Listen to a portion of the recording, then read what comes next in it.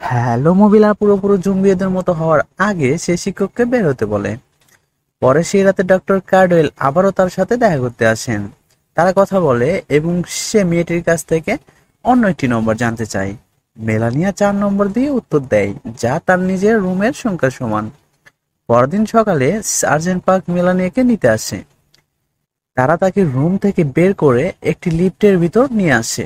চারিদিকে গুলির শব্দ শোনার সাথে সাথে সে তাকে লিফটের বাইরে নিয়ে আসে। সৈন্যদের সামরিক কমপ্লেক্সে বেড়ার দিকে দৌড়াতে এবং গুলি করতে দেখা যায়।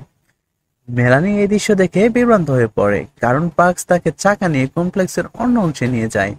তারপর তাকে একটি পরীক্ষাগারে নিয়ে যায়, যেখানে ডক্টর কার্ডওয়েল অপেক্ষা করতেছেন। ডক্টর মেয়েটিকে বিড়াল সম্পর্কে জিজ্ঞাসা করে, কিন্তু যখন সে সাড়া পায় না, তখন সে ব্যাখ্যা করে যে বাক্সের বিড়ালটি জীবিত মৃত উভয়ই হতে পারে, ঠিক মেলানিয়ার মতো। একজন দ্বিতীয় ডাক্তার তার বাহুতে একটি ইঞ্জেকশন দেয়। অবিলম্বে তাকে ছিটকে আউট করে তারপর তারা একটি স্ল্যাবে নিয়ে যায় এবং তাকে আটকায়, কিন্তু সে দ্রুত জেগে ওঠে। জাস্টিনও ভিতরে দৌড়ে যায় এবং মাঝখানে থেমে যায়, কারণ পার্কস এবং কিরান বুঝতে পারে যে মেলানিয়া তাদের সাথে গাড়ির পিছনে রয়েছে। জাস্টিনও মেলানিয়াকে গাড়ি থেকে নিচে নামতে দেয়।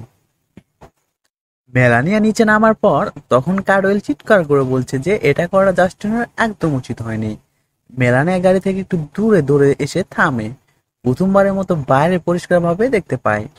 অন্যরা গাড়ির পাশে অবস্থান করে আবহাওয়া বাড়িতে রেডিও করার চেষ্টা করে, কারণ ডাক্তার তার পরীক্ষা করার জন্য পুনরুদ্ধার করতে বলে।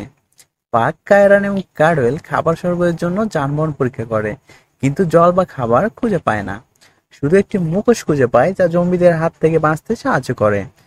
জম্বি বাচ্চারা তার কমপ্লেক্সে সবাই মারা গেছে বলে নিয়ে চার্লসবার্গের দক্ষিণ কোণে যাওয়ার পরিকল্পনা করছে।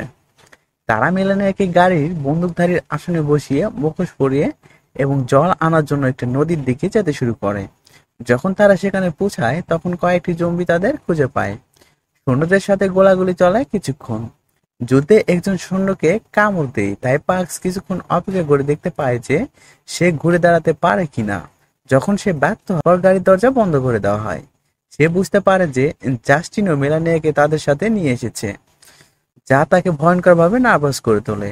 মেয়েটি জম্বিদের সম্পর্কে জিজ্ঞাসা করছিল এবং কার্ডওয়েল ব্যাখ্যা করেছিল যে তারা একটি ছত্রাক দ্বারা সংক্রমিত লোক ছিল, কামড়ের মাধ্যমে সংক্রমিত হয়। পার্কস যখন গাড়ি স্টার্ট করে, তখন সে বুঝতে পারে যে এটি ভাঙাচোরা হয়ে গেছে এবং তাদের পায়ে হেঁটে যেতে হবে। কিন্তু এটি আরো বিপজ্জনক পথ। পার্কস এবং কিরান পথ জরিপ করে যা তাদের অতিক্রম করে যেতে হবে, আর এটি জম্বি দিয়ে ভরা।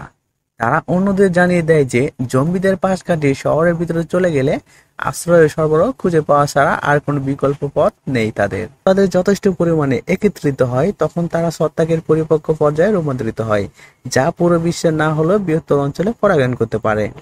পথে তারা হঠাৎ একটি ভ্রাম্যমাণ পরীক্ষাগার দেখতে পায়। তারা গাড়ির ভিতরে প্রবেশ করে এবং এটিকে দেখতে শুরু করে। পার্ক প্রথমে ইঞ্জিন এবং তারপর রেডিও করার চেষ্টা করে, কোনো সাড়া দেয়। কায়রান ছাপলাই রানে চলে যায় এবং মেলানিয়া অস্বস্তিতে পড়ে, যেন সে ঘুরতে চলেছে। সে তাদের বলে যে তারও খেতে হবে এবং তারা তাকে শিকার করতে ছেড়ে দেয়। সে তার খাবার দ্রুত খুঁজে পায় এবং এর মাধ্যমে চোখে জল ফেলে। যখন সে খাওয়া শেষ করে, সে একটি অদ্ভুত শব্দ শুনতে পায় এবং একটি বইয়ের দোকান তা অনুসরণ করে। তিনি পথে উঁকি মেরে দেখেন যে একদল শিশু কণ্ঠস্বরের সাথে যোগাযোগ করছে। মেলানিয়া বুঝতে পারে যে তারাও ঠিক তার মতোই।